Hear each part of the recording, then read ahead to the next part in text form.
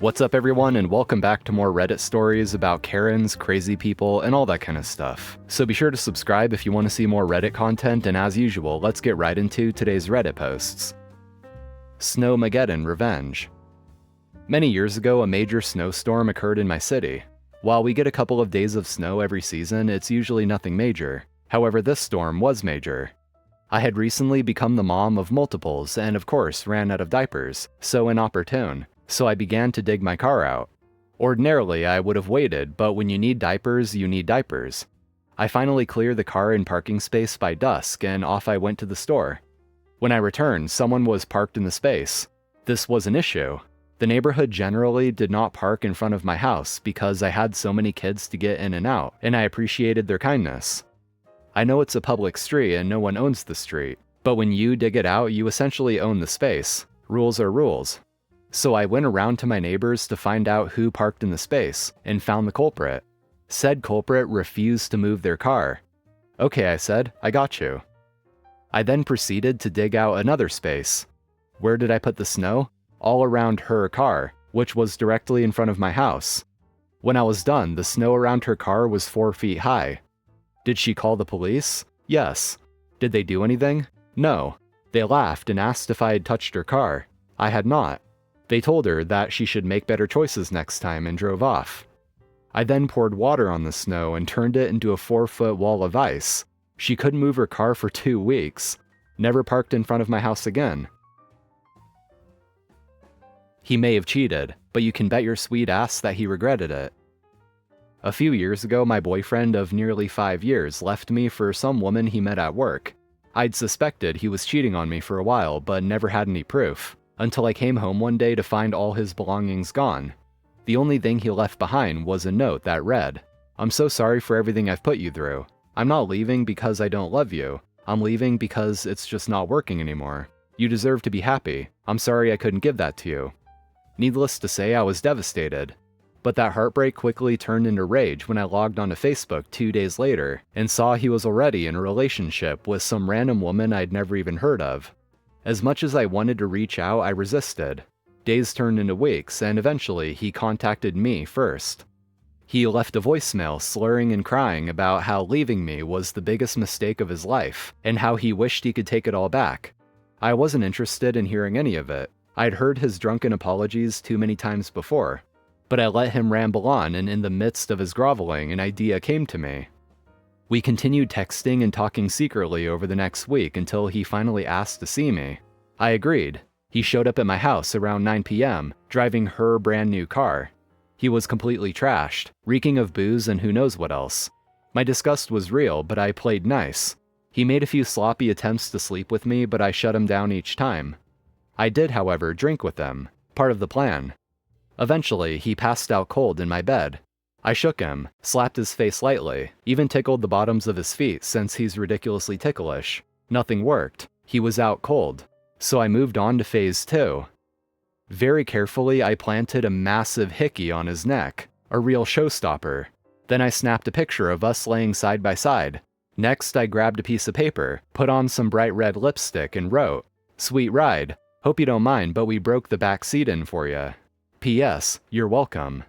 I sealed the note with a kiss mark and slipped it into the glove compartment of her car. Then I went back inside and drafted a text with the photo attached to his new girlfriend. The caption read, "Check your glove compartment." Satisfied, I went to sleep on the couch. The next morning, he woke up groggy and confused. When he realized where he was, he freaked out, panicking over what he'd tell his girlfriend and begging me to keep quiet. I smiled sweetly and promised my lips were sealed. As soon as he stumbled out the door without even glancing in a mirror, I hit send on the message. You guessed it, she dumped his ass. He came crawling back once again, only this time I didn't answer. The calls stopped soon enough, and I have since moved on to better and much bigger things. So as my girl Carrie Underwood would say, maybe next time he'll think before he cheats. Bought a house, but wasn't informed that the garden was part of a right-of-way for ramblers. I have an average of 12 people passing through my property every single day. And by the way, this was originally posted in the Legal Advice UK subreddit, just to point out that this takes place in the UK in regards to laws and such.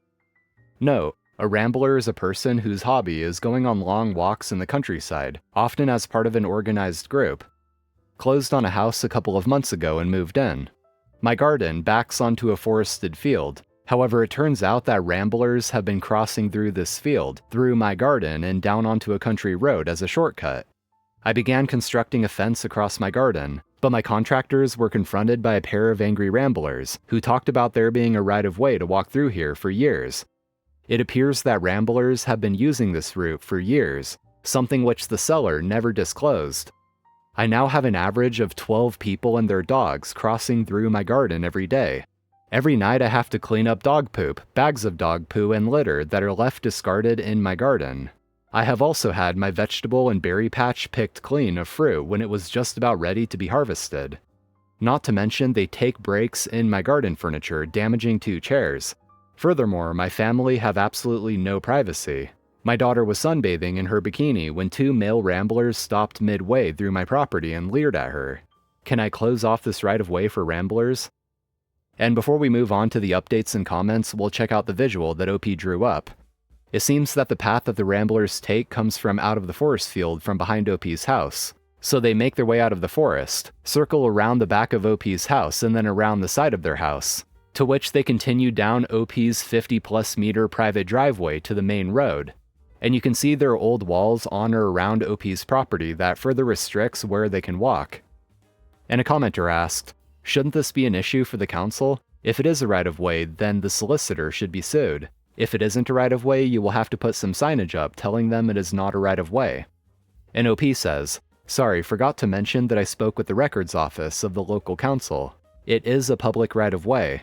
The right-of-way extends down my driveway as well, a very tight 50-meter long road, which means I sometimes can't even get my car out until a rambler finishes walking up it.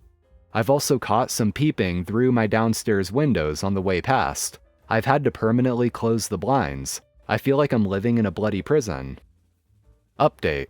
It's been about a year, and it's been another dreadful summer. Rambler numbers have increased drastically. We're averaging 3 groups of ramblers per hour cutting through our property now. Many of these groups contain men who are acting creepy towards my daughter. We have to keep our downstairs curtains and blinds permanently closed, or we get people nosing in as they pass by. On a weekly basis, people sit in our lawn furniture. Asking them to leave constantly results in defiant attitudes and fights. My daughter can't stay in the garden alone because of creepy men who keep trying to chat her up. She has been followed right to the back door of the kitchen on 2 occasions. Confronting the men results in them speaking in their native language and pretending they don't understand me, even though they were clearly speaking to my daughter in English just a minute prior.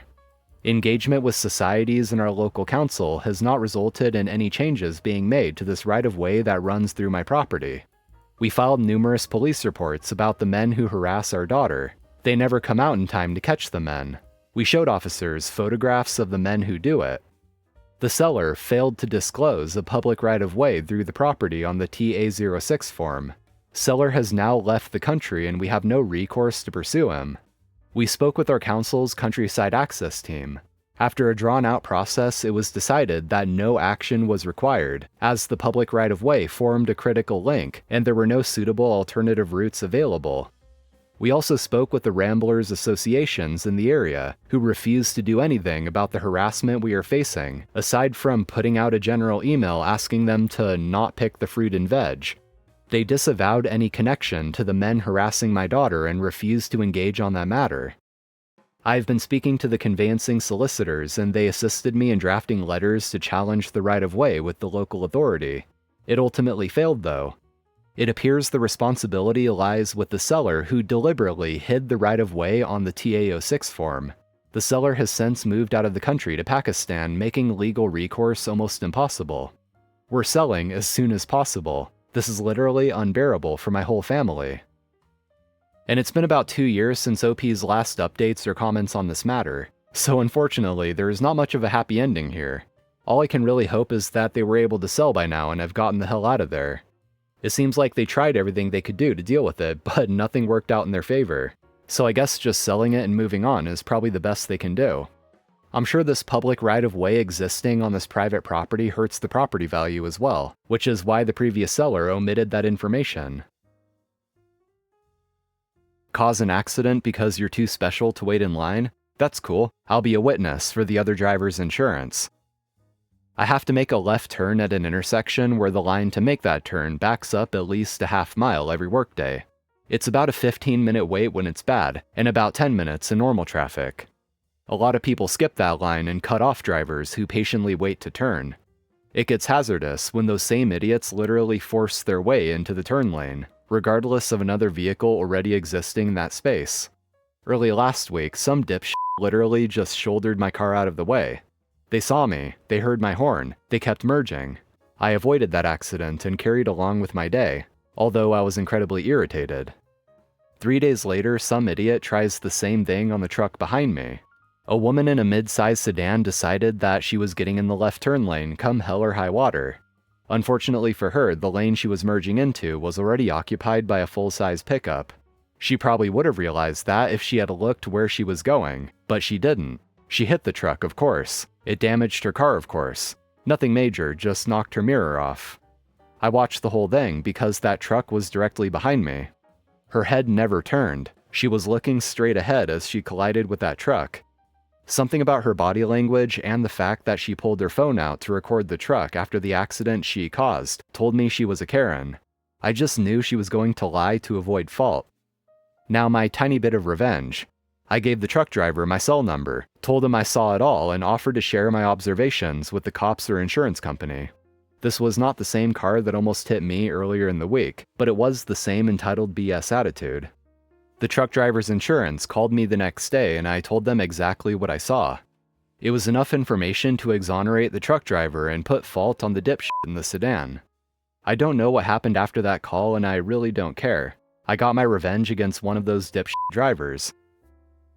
Alright guys, that's gonna do it for today. Thank you for watching. As always, I do appreciate it. If you enjoyed, be sure to hit that like button, drop a comment down below, and subscribe if you haven't already. So take care, stay tuned for more, and I'll see you in the next one.